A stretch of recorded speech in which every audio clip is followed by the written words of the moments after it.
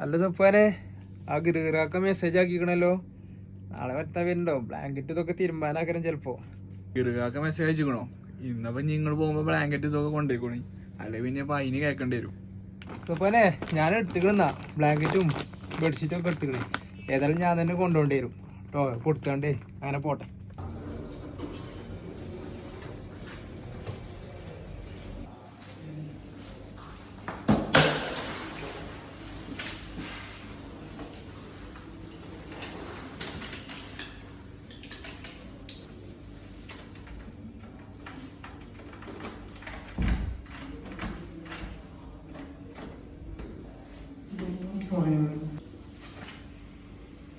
അസ്സലാമലൈക്കും.